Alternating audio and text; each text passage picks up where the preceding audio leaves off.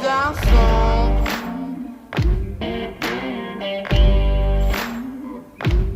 They sing on a sleepless night. Try to catch me howling at the moon.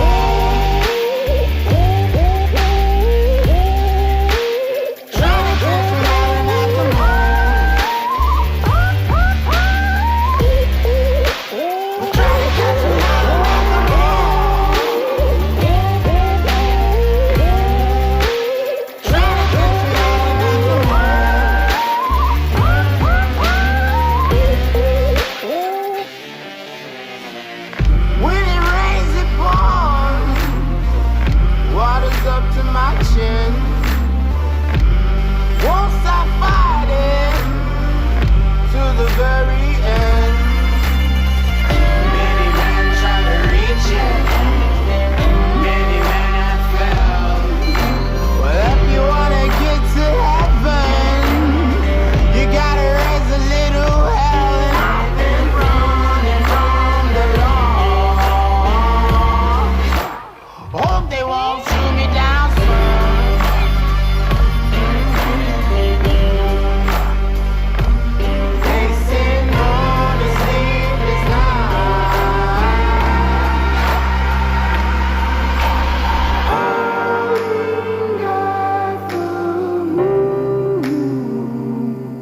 Will you find me?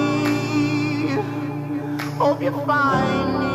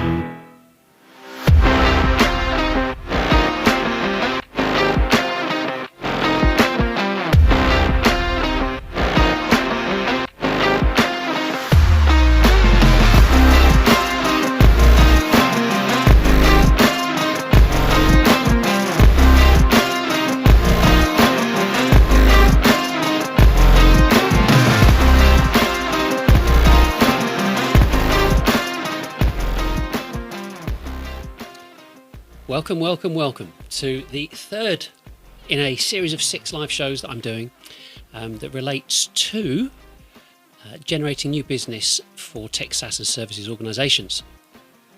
Always one of the things about doing these live shows is have we got everything sorted out? Is everything working? Is everything going to work as it was planned to? So far, so good. I've got a screen up here that you might see me looking to, but that's kind of like a reference monitor. But anyway, I hope you've had a good week, and I hope you enjoyed last week's show if you were with me last week. Now, the point of these shows is that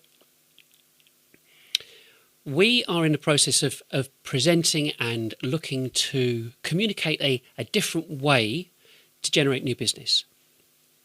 And the big deal with this is that we have become used to doing new business in a certain way. We have, all of us, been told you will do it this way. And dutifully, we've done it. And so the thing about this is that when it comes to generating new business, there's some consistencies. Not good ones, but some consistencies. And it's with a lack of new business, the lack of revenue, the lack of consistency. And so what we want to do as part and parcel of all of this, I'll put this up here, as part and parcel of this is we want to communicate these new ideas, but to the people that we say matter. And those people are CEOs, managing directors, CGOs, CROs, VPs of sales and salespeople. And I'll come on to that in a minute, but I suppose my sense of what's been going on is that the digital marketing infrastructure has had its time. You've been given everything, all the budget and everything else, and you've failed. You come up wanting. And so we have to change what we're doing if we want to be successful, of course. But the important thing is well, change to do what? What's the solution? And unless you've got a solution, no one's going to listen to you, ever. And unless you've got a comparison to say, okay, we're doing this here. What happens if we do this over here? What is the alternative? And that's kind of like the big problem. This week, we're going to go through these few points here. The critical point is about mastering growth. This isn't some snake oil nonsense. This is about understanding what's happened over the past 35 years and saying we need to change. It might not look that old, but I've been doing it for a long time. Looking at a method that can give you exposure at scale, and then looking through some of the infrastructure changes that can be made that can make that happen. So I'll just go on to this one. I'm going to kick off. You're going to like this. I've got a bit of a story to tell. and I got a smile because it does make me smile. So we've got a bit of an analogy that we could kind of build around James Bond and Spectre. So it's a bit tongue-in-cheek, but you've got to understand why there's a marketing problem in the first place before we can move on. So here we go. So you can imagine they're all sitting around the table, whether it was the Spectre itself, the second from last one, but all the operatives are sitting around the table, and you've got your man with his white cat. So Google's there. He's asked to speak up. He says, yes, number one. We've got every business paying for clicks, but they're not getting any business from it. Marketo, as the leader for marketing automation and spokesperson for HubSpot and Pardot, says, yes, number one, we've convinced all the B2B companies to pay for our software every month and pay millions every day to Google for pay-per-click, but they still don't know that they're hiding all their content, so Google can't and won't index them on the search engines. The reverse IP lookup representative speaking for lead forensics, Candy and Demandbase beams to number one and says, joining them, number one. We've convinced businesses they need to stalk their prospects by telling them who's visiting their websites, and we give them the telephone numbers for them to keep cold calling. This is still working well with our ABM strategies that makes businesses think they have to market to everyone in the company, massively increasing their workload but not getting any better results. Number one says, I'm pleased to see businesses are still cold calling. The 50-year-old strategies are always the best. What are the current cold calling success rates? The spin-selling Miller Hyman spokesperson for salespeople, BDRs and SDRs pipes up. It's currently 400 to 1, number one, and getting worse by the day as more and more people work from home. Excellent, says number one. Microsoft stands up and says, we have, number one, maintained the illusion that B2B companies can achieve the same results as B2C, and the requests for investment gets ever longer. This means our investor operatives are commanding a higher percentage of their new businesses before they've even started trading. Commendable, Microsoft, as always. Is there any other news to report? The government agent slowly stands to attention and says, number one, I'm pleased to inform you that we have a record number of business failures. Even with the futility of pandemic bailouts, we've exceeded the average of 500,000 business failures every year. And businesses are so focused on survival, they fail to realise they can't achieve any higher than the average of 120 grand per person per annum because of the collective systems we've all put in place. Number one, whilst stroking his white cat with his identity obscured by frosted glass, concludes the meeting by saying, well done, ladies and gentlemen. Your regular bonuses will be transferred to your Swiss bank accounts as always.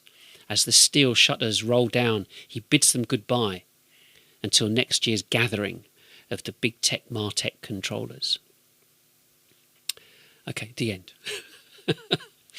But the point is, it could seem like there's some kind of conspiracy that's going on there because you've got all this software and Martech, sales tech, Martech stacks, sales tech stacks, and so on and so on. So what's going on? What could be done? Well, you think, well, we're told marketing's complicated. But sales isn't. Sales not complicated, is it? We know it's not. It's never been complicated. We can all do it. Anybody can do it, can't they? But the thing is, there's no university degrees for salespeople. You can get a university degree for marketing, SIM qualification for marketing, but nothing for sales. And the marketing people tend to say, well, we're giving you all these leads, but, you know, what's going on? Why aren't you closing them? And you kind of get to this point. So if you're giving us all this stuff, salespeople say, well, where are they? And if it was that, you know, I just think that the process surrounding marketing, they want to make it appear as if it's very complicated with the massive stacks they've got to put together. But the reality is that there are some fundamental problems. Now, if you look, rather than watch John Travolta twitching, I'll just put this, I'll come on to this in a second. But if you listen to it, just for a second, the reason that we're not millionaires with all this technology that's available is because it's snake oil. It's a blag. It's nonsense when it comes to B2B selling.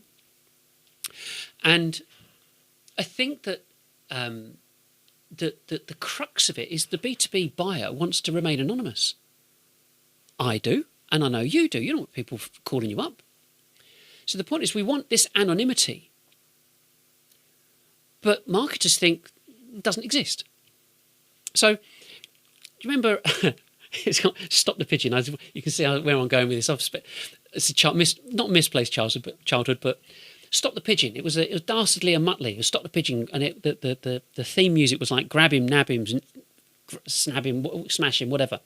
And that's what marketers want to do with prospects. They want to grab hold of them, leave out something to entice the prospect with, and then grab them and get their details and everything else, and sit there like a Cheshire cat and give the information and say, there's a lead. It's like, no, life doesn't work that way. So when we come to this point of what is going on, why is there this constant problem?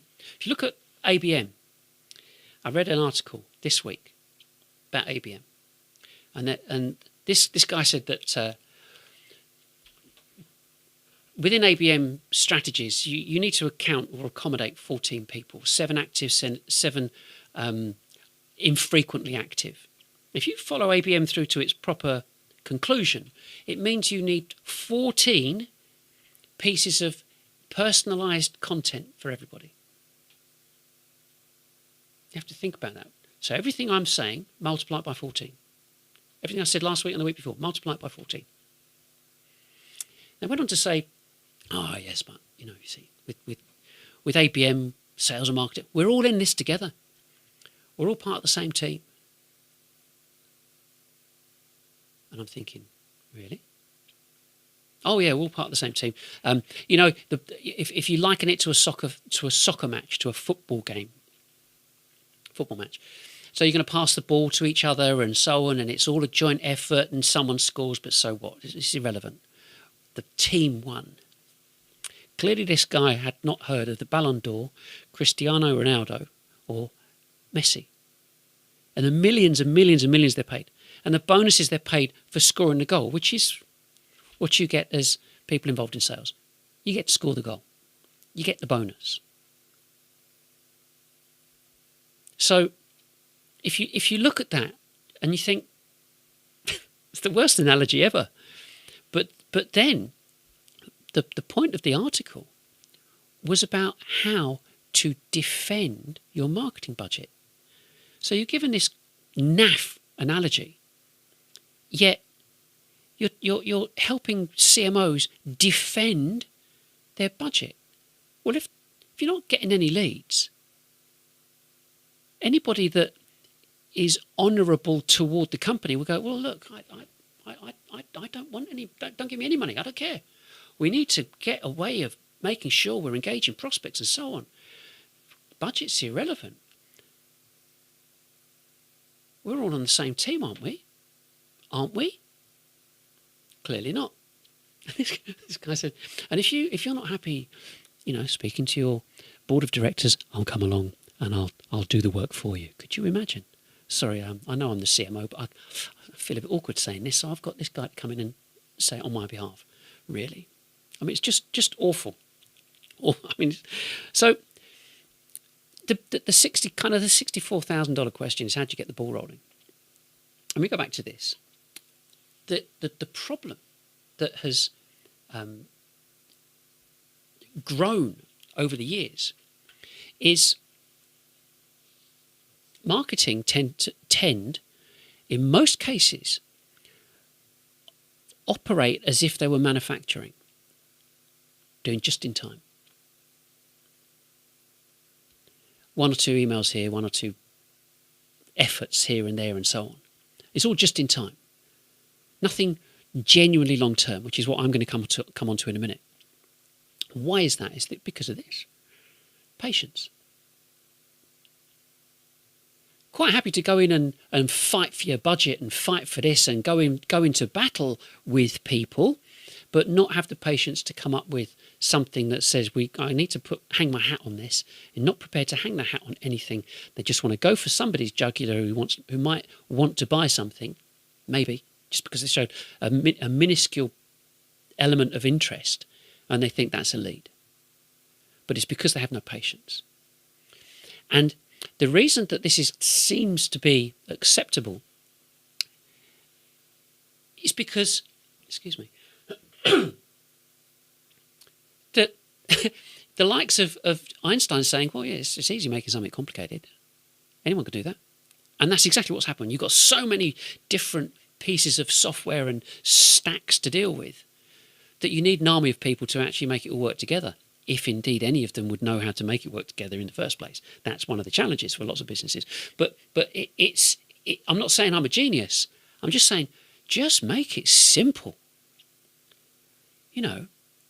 And so you look at that tech stack, and then you look at the people that you've got to get involved with you, because if you've got all that tech stack and the MarTech and the marketing automation, ABM, ABX, you've then got to have information to populate it. So got to use Zoom Info, Cognism, and so on to give you all the financial firmographic data, to integrate that, to put that into Salesforce and Dynamics or whichever CRM you're using. And it's like, yeah, it's really complicated. Yeah, it's really complicated. It surprises me. It really does surprise me.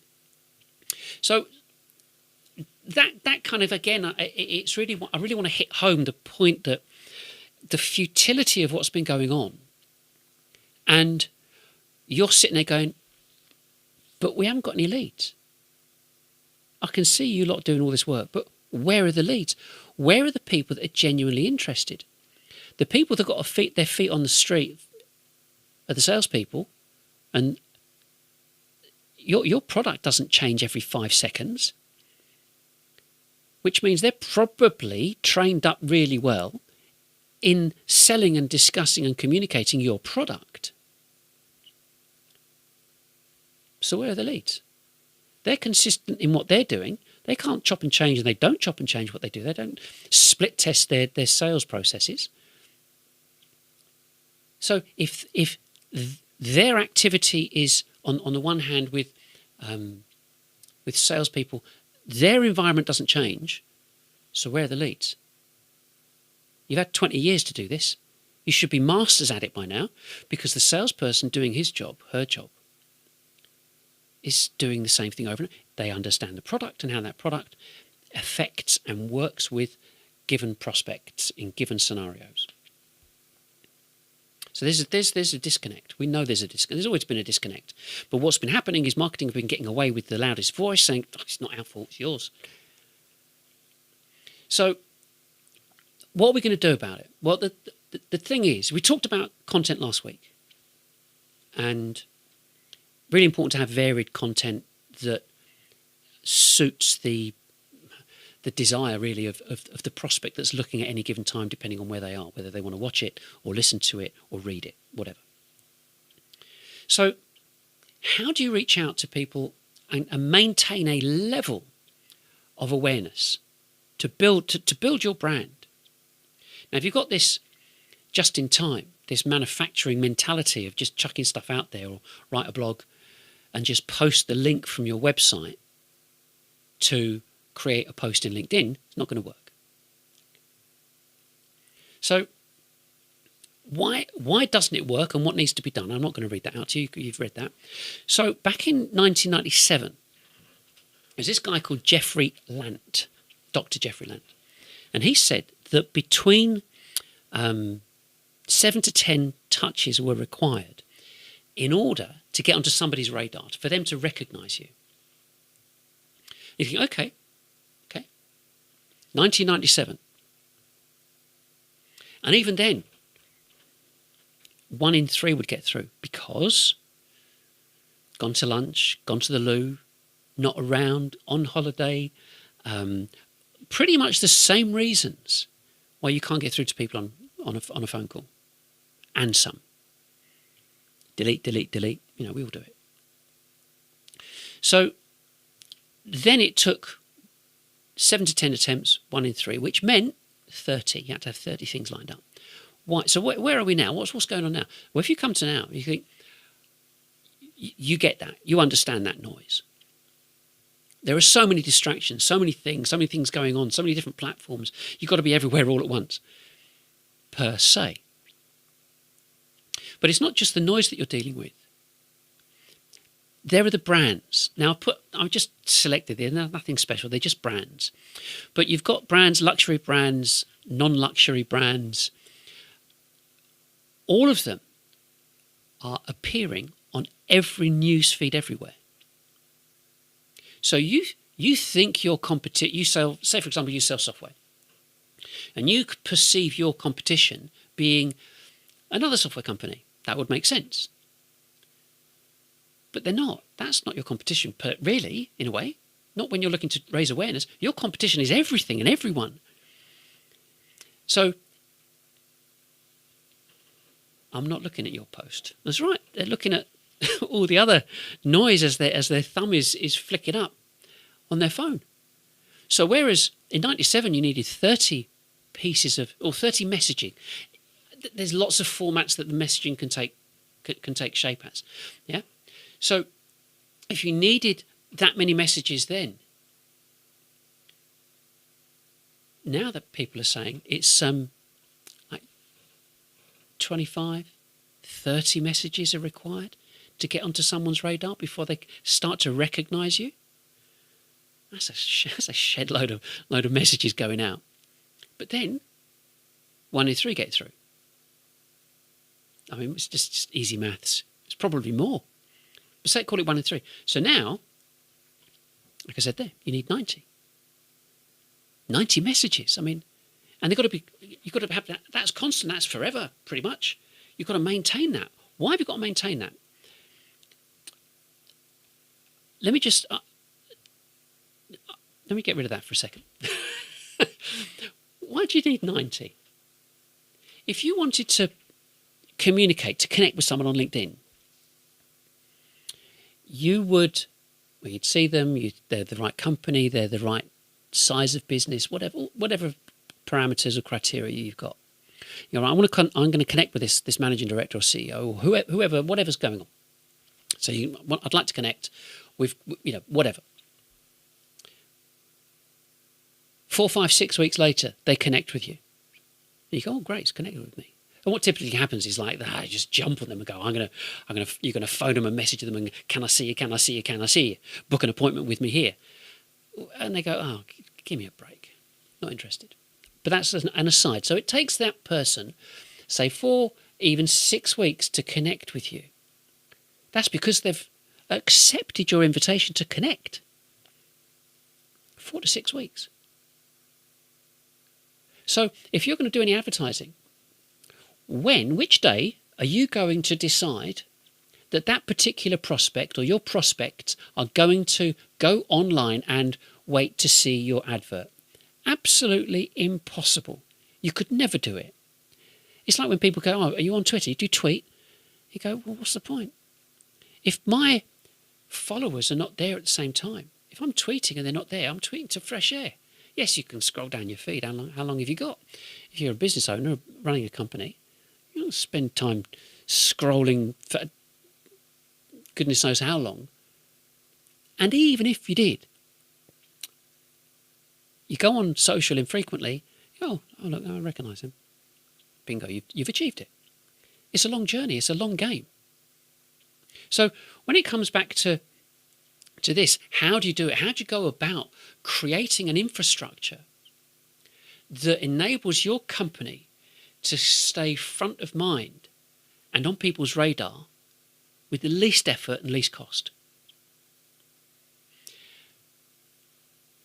We've got this thing called Social 444. It's an easy way to describe it. 4 adverts, 4 times a day, over 4 weeks, and repeat. 444. Simple. How do we do it? What we want to do, or not how, but what's it about? It's about keeping adverts, not article or blog links, but adverts, just images, with a link back to our content. It's not complicated, but it's easily doable. So, on the left here is an advert. You may have seen similar stuff that we've done on LinkedIn. That advert goes on LinkedIn, plus the other platforms as well, but we're only concentrating on LinkedIn. On the top right-hand side is the article page that the advert relates to. The article page is indexed by Google. It's on page 1. And below is the text that we use. So when you fill out a LinkedIn post, you've got a bit of text at the top, image can go there, or whatever image you want to post up goes below it. So that's what we did. So we set the pictures up, and the pictures were done in Mid-Journey, so we used AI for that. Don't worry about it. I know it looks like a bit of a messy slide, but work with me on this. At the top, that top row on the left, you can see the asterisks.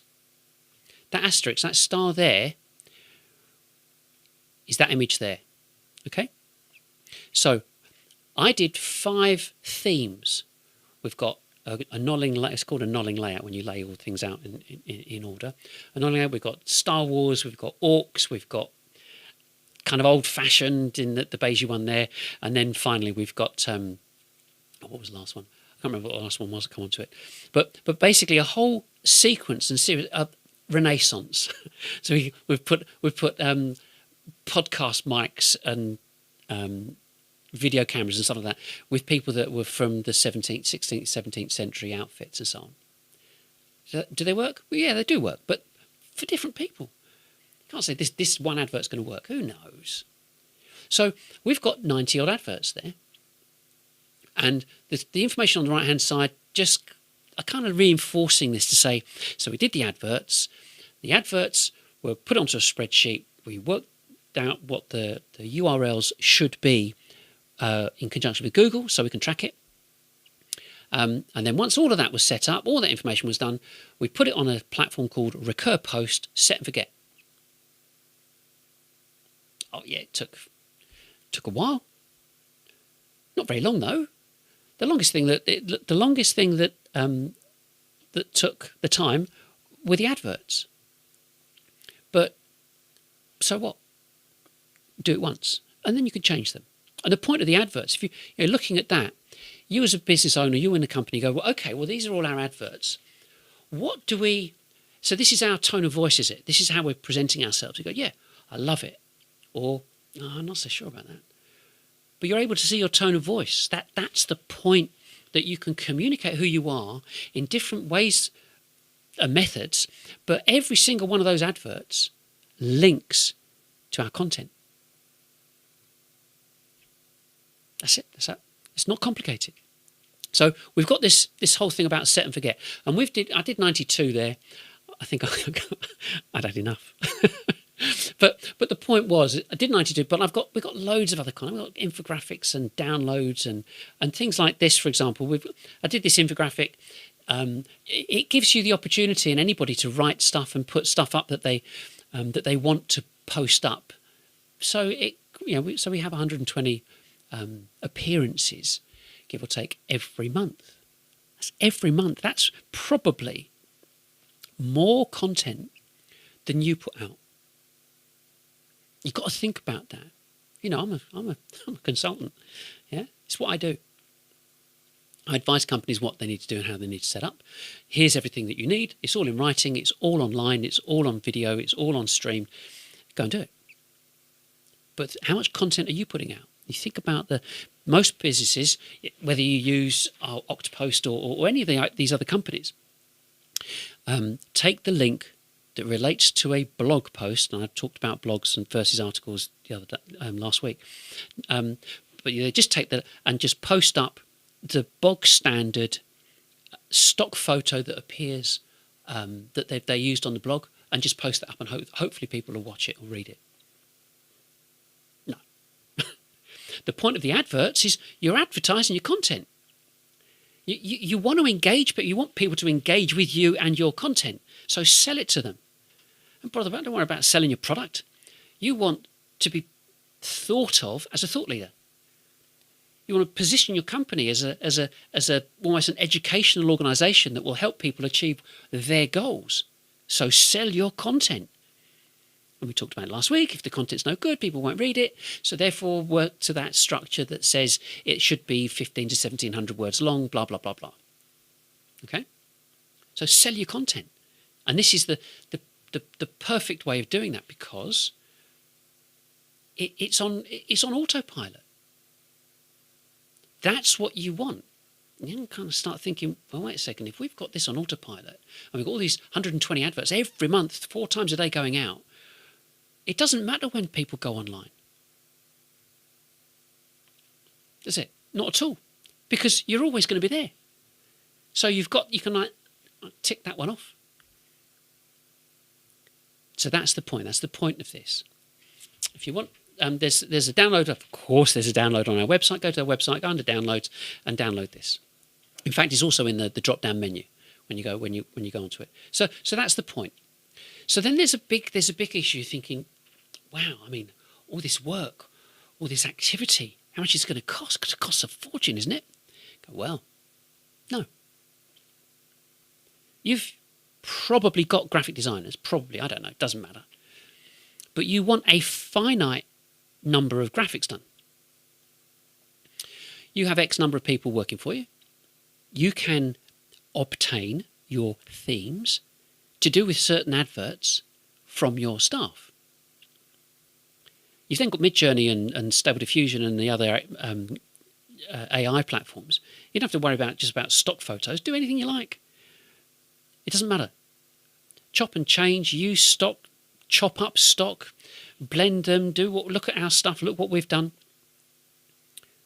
But the point is that they're just graphics. If, assuming, say for example, assuming you've got your content, these are just graphics that point people to go and look at and read your content. That's all we're doing at the moment. But what we've got, the reason I put this up here, I've got a spreadsheet that has got 25 tabs on it. And each of those tabs represent all of the work that needs to be done. We're talking streaming, video, podcast, written content, the number of days involved, how long it would take, what needs to be done, how much needs to be done, all of the different recommendations. And that shows you that you can create a complete comparison. I mean, seriously important comparison. So everything that you're spending at the moment to what I say it should be. And ours is, by comparison, is pennies. Of course I want you to ring me up and say, come and set it all up for us and make it all happen. Of course I do. But that takes time. And that's why we're doing these live shows.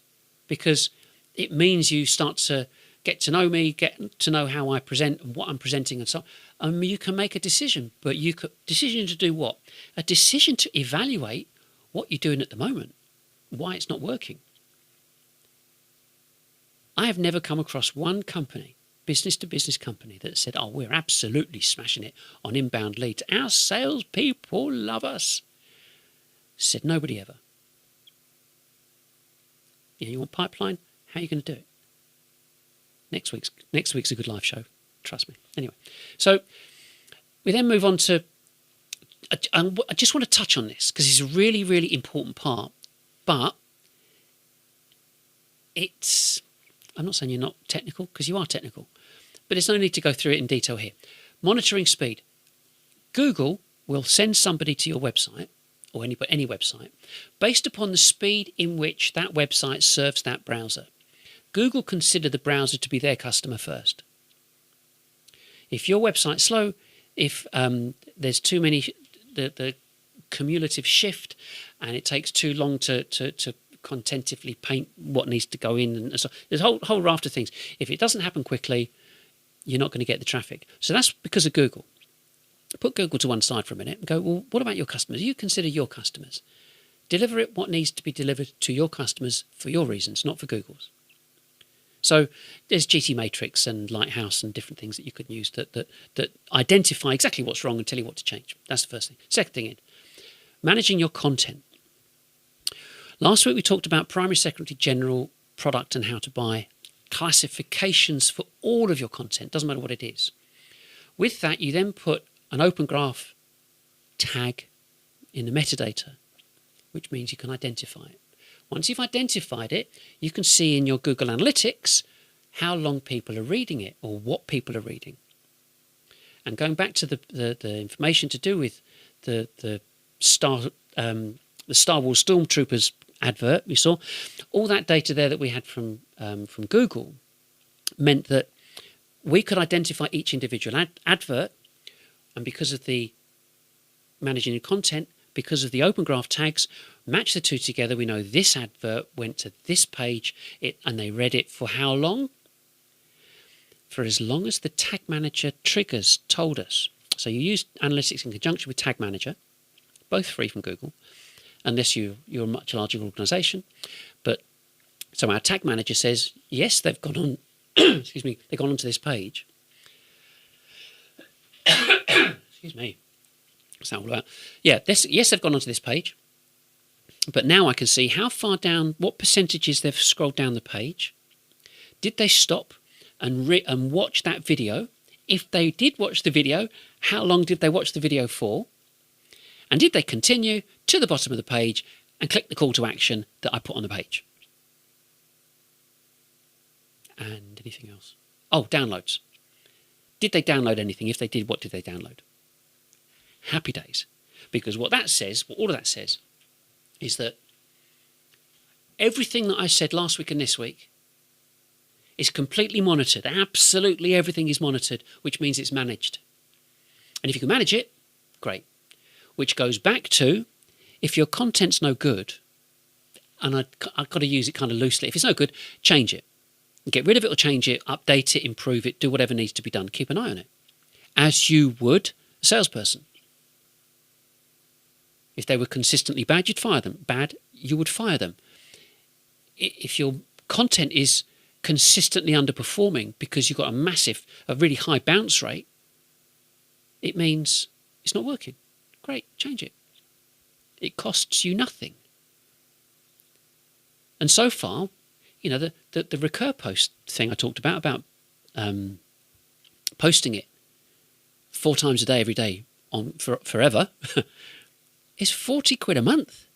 Dollars, I don't know, $50 a month. So it's not about the money. It's about using this to go, this isn't working over here.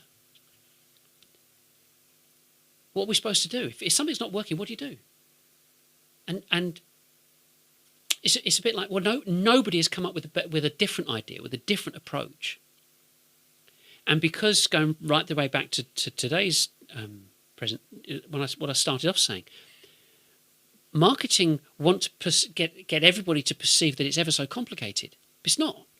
We know it's not. Marketing are admin people. That's what they are. That's their role. That's their job.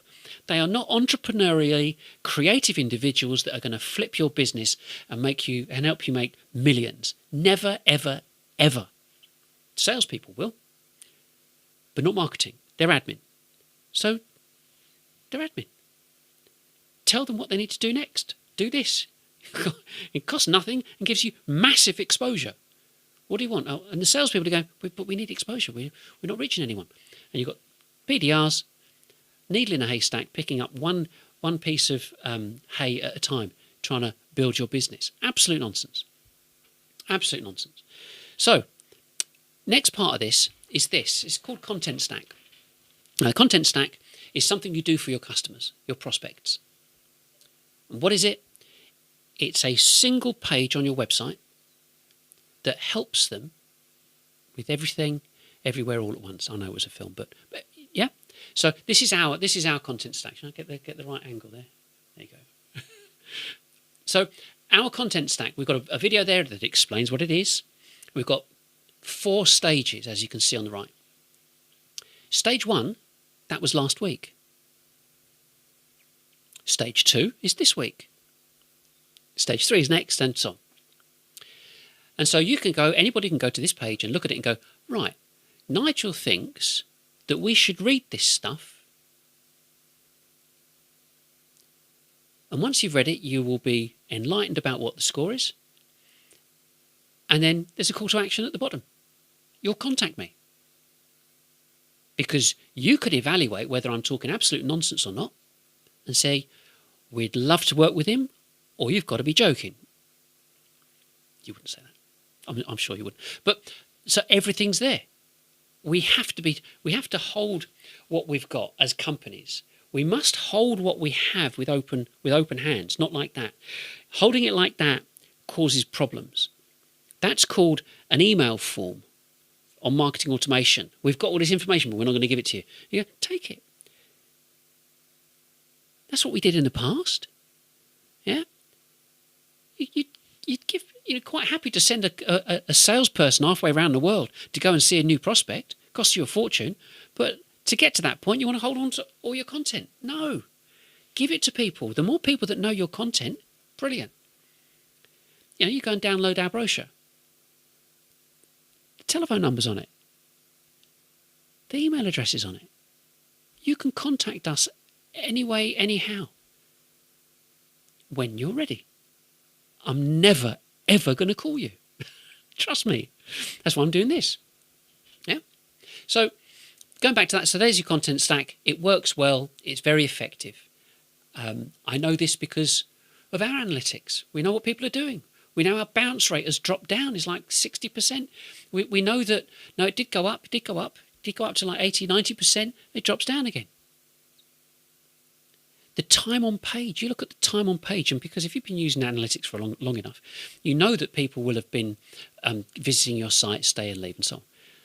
So you've got like 2 or 3 years tracking, as long as you, I think as long as you changed over to GA4, so Google Analytics 4, because Universal's stopped now, I think it stops in August. So you'll have your analytics from there, but they're separate. So hopefully your team will put you on Google Analytics 4 because Universal's finished this year. And you'll lose all your any ongoing data. So, what's this about? Ultimately, this is still about changing the way that you do things. If you haven't got a comparison,